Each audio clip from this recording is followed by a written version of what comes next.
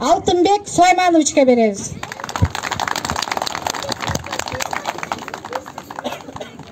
Рахмат. Саламатсыздарбы, урматтуу мекендештер, урматтуу Кара Көл шаарынын тургундары. Барыңыздарга терең ыраазычылык билдиребиз.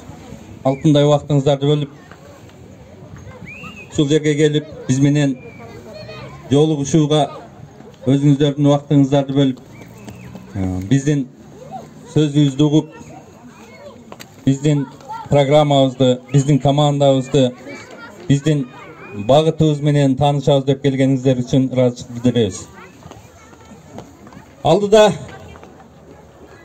чоң тандоо турат. Бул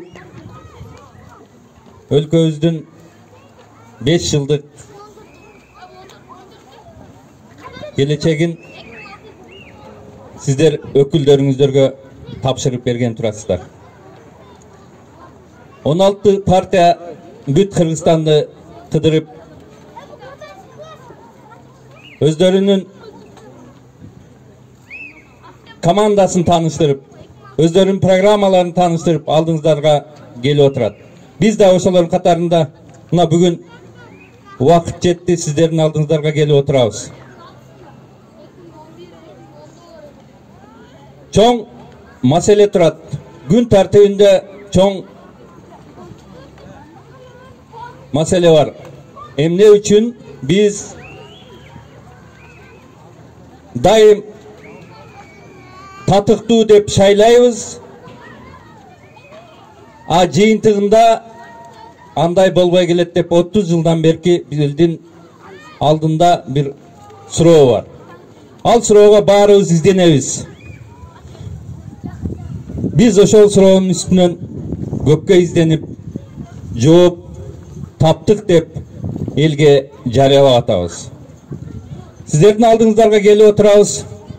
Сиздердин улуңуздарына Темирбек биздин катарыбызда алдыңкы катарда биздин списокты толуктап кетип атат.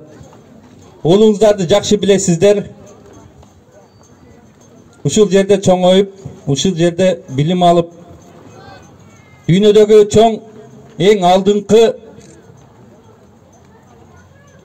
дүйнөдөгү заманбап алдыңкы окуу жайды бүтүрүп, өзүнүн өлкөсүнө келип, ошол билимин тастыктап жасаган иштери боюнча дагы сиздер маалыматтарыңыздар болуш керек. Темирбек биздин списокто жалгыз эмес. Мындай Темирбектей болгон, заманбап билимге ээ болгон биздин катарыбызда толтура уул кыздарыбыз бар. Эмне үчүн заманбап билимге ээ болгон деген басым. Биз 30 жылдан бери жакшы эле аракет кылгандай болуп атабыз. Бирок аракеттерибиз жакшы майнап бербегенин баарыбыз күбө болдук. Эмне үчүн андай болуп атат?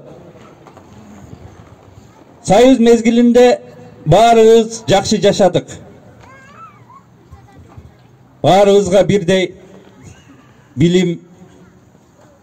билимибизге жараша баарыбызга бирдей жумуш, татыктуу айлык, татыктуу пенсия, жөлөк пулдар, башка льготалар, башка бүт баары жакшы болуп жүргөн. А эмне үчүн союз таркагандан кийин андай болбой калды? Маселе ушунда турат. Союз таркагандан кийин биз багытыбыз өзгөрдү. Өзүң бак деген жашоо башталды. Капитализмге багыт алдык.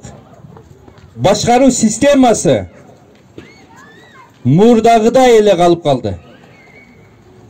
Мурда өлкө эли үчүн аракет кылып жумуш таап, баарын жумуш менен камсыз кылса, баарын тыштап койду. Өзүңдү өзүң бак. Макул, өзүбүз багайлы. Анда мурдагы начальниктикти алар токтотуш керек болчу да. Ошол бойдон калыптанып калган бойдон калып калды. Сиздер азыр кайсыл жерге барбаңыздар мамлекеттик тейлөөдө кезек күтөсүздөр. Кайсыл жака? Бир справка аласыздар, справканын астынан справка. Паспорт столго барсаңыздар очерет, РЭОга барсаңыздар очерет, ЗАГСка барсаңыздар очерет, ошондой эле кайсыл гана мамлекеттик ушу медициналык кызматыбы, башкабы баарында кезек күтмөй. Башка жерде кезек жок. Тамак аш алайын десеңиздер кезек жок. Кийим кеч алайын десеңиздер кезек жок. Тандоо, кеңири тандап керек болсо үйүңүздөргө алып келип берет. Значит, мамлекеттик башкарууда маселе болуп атыптыр. Үстөккө босток мыйзамдар толтура, ал мыйзамдардын баары ушу сиздерге каршы иштегенден. Башкаруу системасы дагы каршы иштеген.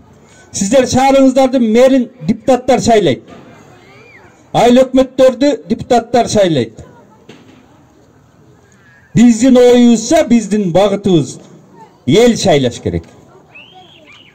Эгерде шаардын мэрин эл шайласа, ал элге көз каранды болот. Элдин айтканын жасайт. Сиздердин мэриңиздер мурдагысы кандай иштеп атканына мен баа бергим келген жок. Ал ошол түзүлгөн бүгүнкү мэр жаандан мурункусу баары ошо Бишкекти карашат.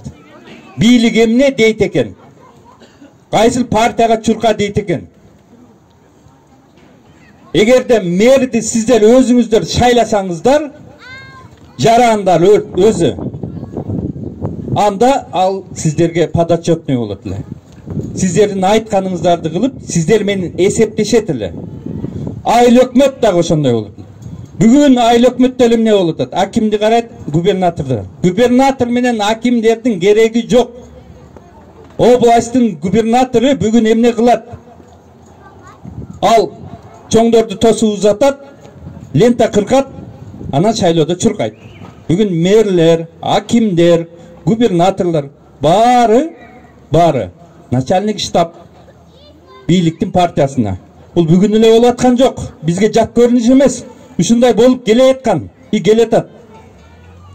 Бунун баарын биз өзгөртөлү деп атабыз. Аны ким өзгөртөт? Ошол системага көнүп калган, калыптангандар, мен дагы ошол системанын курмандыгы болдум. Ошол системанын туткуну болуп келетам. Мен ичинен түшүндүм. Бул системаны өзгөртө турган билимдүү, заманбап дүйнө таанысы башка болгон уул кыздарыбыз гана өзгөртө алат экен. Бир эмес 2 жол төңкөрүш болду. Революция эмес, төңкөрүш. 2005-жылы бир топту экинчи топ келип кубалады. Кеткен, качкан топ келгенге буттосот, келген эскини куугунтуктайт. 2 иш менен элек болушту. 10-жылы да ошондой болду. Ал топту 3-топ келип кубалады. Экөө бири-бири менен тирешип, жалаң гана 30 жылдан бери тирешүү менен келатабыз. Тирешүү, арка үйүз, берке үйүз, команда, топ, партия. Себеп дегенде, дүйнө таанысы заманбап деңгээли жок, бири-бири менен тирешүү менен гана элек болуп калышты. Мен өзүм мактап аткан жокмун, ошолордун ичинде да мен да бармын. Акыркы ошо 30 жылдын 10 жылында мен да жүрөм. Мен аракет кылдым. Мендейлер жок эмес, бирок аз. Аларды дайым ошол болото саз жутуп жок кылып атат. Же сүрүп чыгарып салып атат. Такыр саясатка жолотпой. Саясатта кимдер, бул бийликте кимдер өнүгүп атат, кимдер өсүп атат. Кошаматчылыкты жакшы өздөштүргөндөр, пара алып бере алгандар, анан таанышы барлар, чоңдун балдары, бири-биринен ошо кландын ошол өкүлдөрү. Ушулар гана, ушул бир уч топко гана биздин мамлекеттик башкаруу системасы ошолорго гана иштеп атат. Мен бүгүнкү бийликти, кечегини, башкасын мен ошол инсандарды күнөөлөгүм келген жок. Башкаруу системасы мен айтып атам. Ошол системаны өзгөртүшүбүз керек экен. Ушул жерде Каракөлдө эмне кандай салык жыйыла албасын, эмне иш болбосун, 50%-тен 50%-дан кем эмес өзүндө калыш керек. 80%-га чейин. Азыр бүгүнкү 20%-га жетпегени калат. 12%. Калганын мамлекеттик бюджет алып коет дагы, анан кийин жалдыратып бир аздан берсе берет, бербесе жок. Болду. Жок, андай болбош керек. Элге бийликти кайтарып беришибиз керек, ошо мэрге. Каржысын кошо. Аймактарды өнүктүрүү деген сөз менен эмес, иш менен болуш керек экенин биз түшүнүшүбүз керек. Ошол системаны ким түзө алат? Ушул заманбап, ушу Сингапурда, сыртта окуп келген, ошолордун жашоосун көргөн, ошол жеңил жашоого көзү жеткен инсандар гана ушул реформа кыла алат экен. Бул реформа деген ушул. Реформа деген жөнөкөйлөштүрүү. Ар бир жарандын жоон териси менен сезиш керек. Ошол реформа болот. Бир уч топко ылайык болбош керек экен реформа. Аймактарды өнүктүрүү деген бул аймакка бийликти бериш керек, каржысын кошо бериш керек, элге тандоону кошо чогуу бериш керек. Эл өзүнүн өкүлүн өзү танда. Президентти тандаган эл мэрди шайлай албайбы? Мэрди тандай албайбы? Тандайт. Мына депутаттарды сиздер шайлайбыз деп турасыздар азыр. Депутаттарды сиздер шайлап аткан жоксуздар. Силер списокти шайлап атасыздар.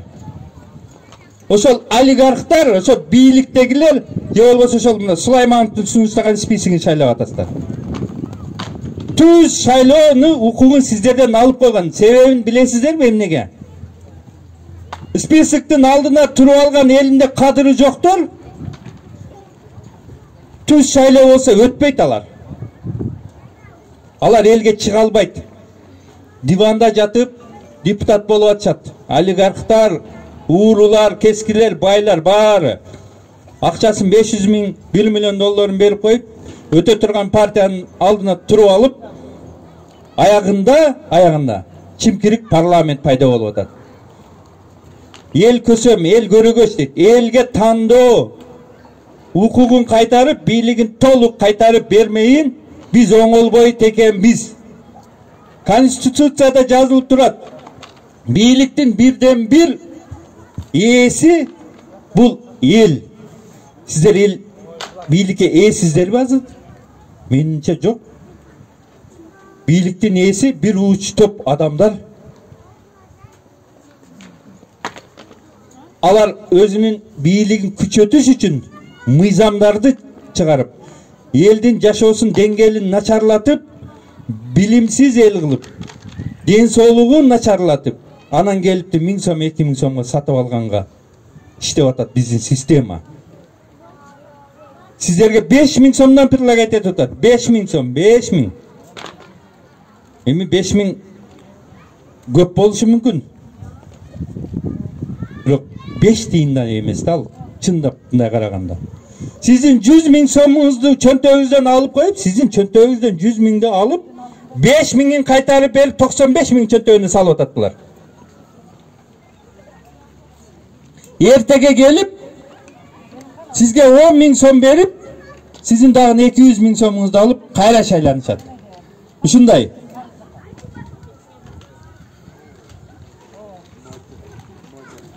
Биз жасай турган ишибиз, биздин жөнөкөй программабыз, биз өзгөртөбүз.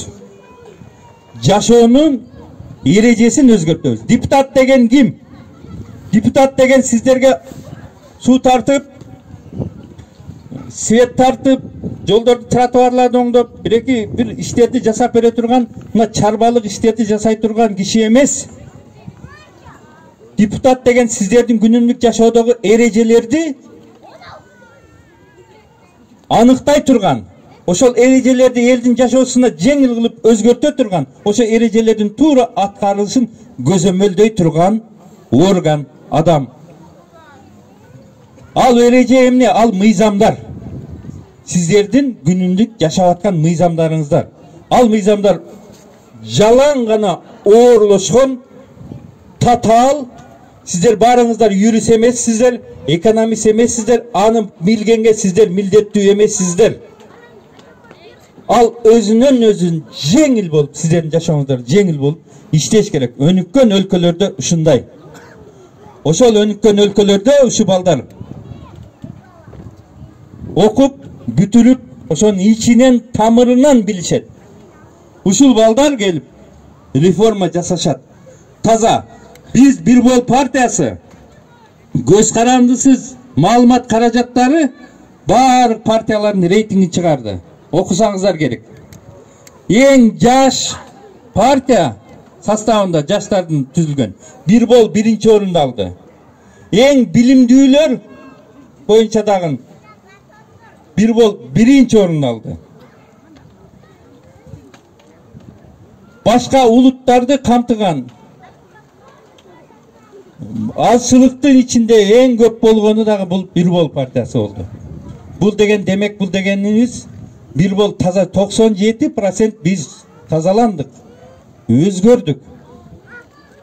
2-3% гана 100дүн 3-өө эски саясатчылар. Бири мен, бирөө Шыкмаматов, бирөөсү мына сиздердин дагы жерлешиңиздер мурдагы министр Мурашев. Болду 3 эле киши, 100 кишиден 3-өө. 97си саясатта жүрбөгөн, саясатта чоң кызматта болбогон, мына ушундай уул кыздарыңыздар.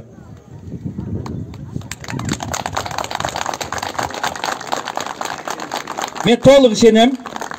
Бул балдар эртеге барышып, ушул мыйзамдардын баарын иликтеп чыкканга, инвентаризация жасаганга акылдары жетет. 100 000 эреже бар экен, 100 000. Ал деген эмне? Минюстун реестринде 100 000 эреже. Ал деген конституция, закондор, токтомдор, правительствонун, өкмөттүн, жергиликтүү бийликтин токтомдору, президенттин указы, приказдары баары биригип 100 000. 100 000 эреже бир жалгыз адамга каршы иштеп атыптыр. Бул өтө көп.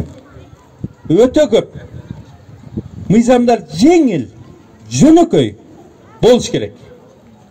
Үстөккө босток кылып чыгарып келе бергенбиз, ошолордун ичинде мен дагы бар, дагы кайталайм.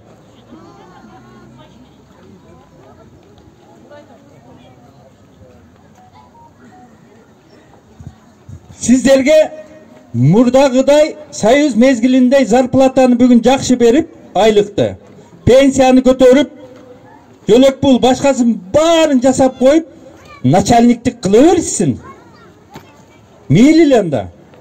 Эчтеке бербей туруп, желкебизге минип алган бул кандай, кандай бул адилетсиздик да бул.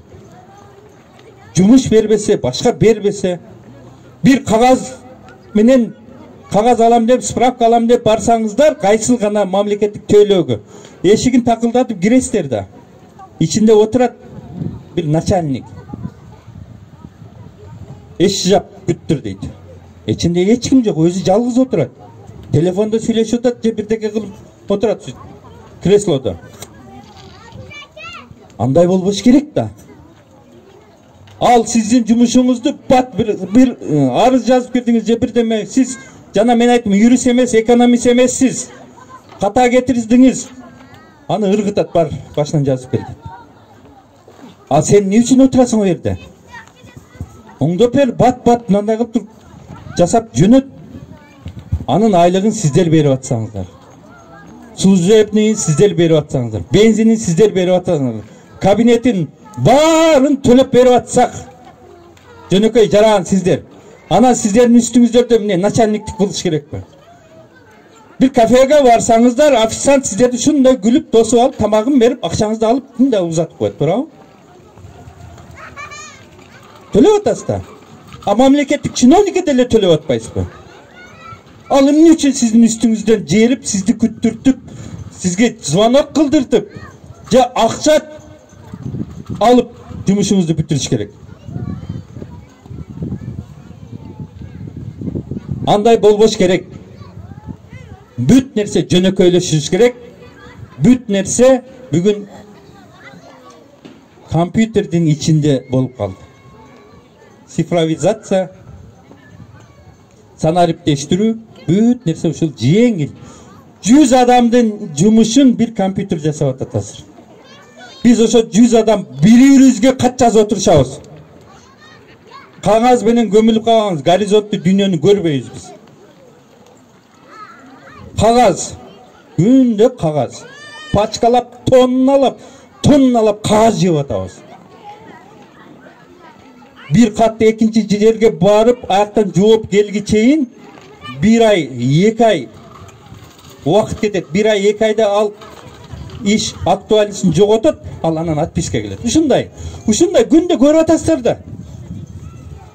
Күнүмдүк болуп аткан тиричилик ушундай болду. Биз ушуларды өзгөртүшүбүз керек. Eski системаны чогултуп апарып, ошо кагаз-пагазын бардын кошулуп туруп ошол мусорго айдашыбыз керек. Өрттеш керек аларды. Жаңы правила түзүш керек биз.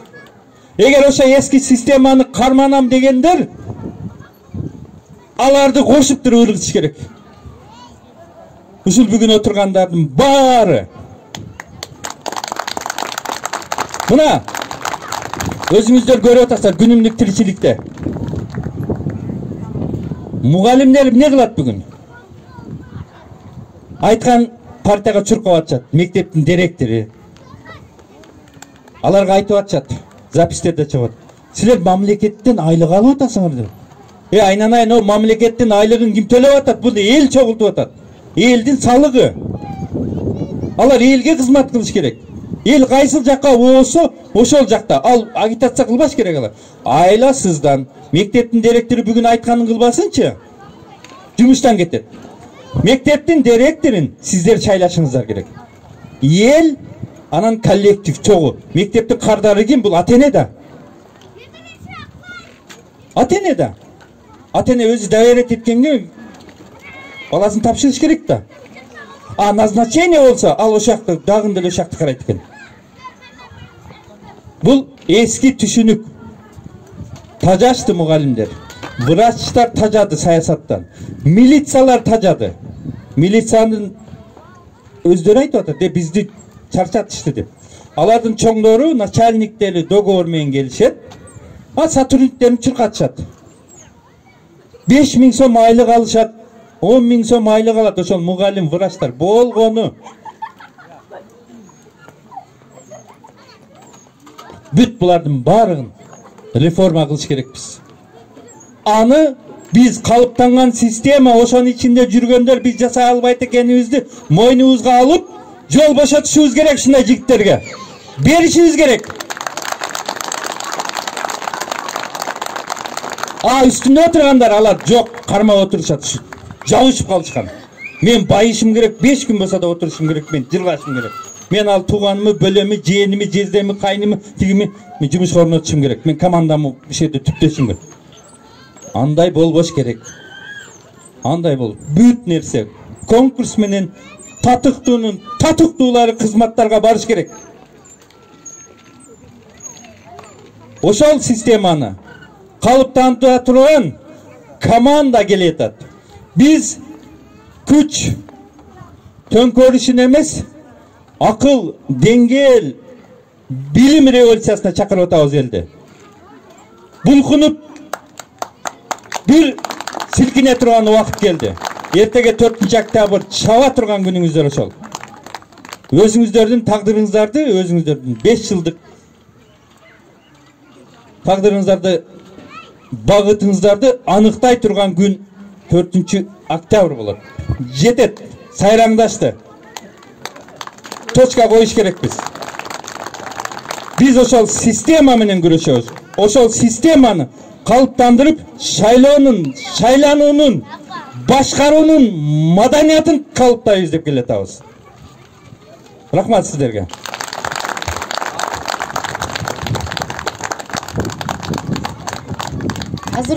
Азыркы сөз Бир Бол партиясынан Жогорку Кеңештин депутаттыгына талапкер Темирбек Ажыкулов Назарбековичке берилет.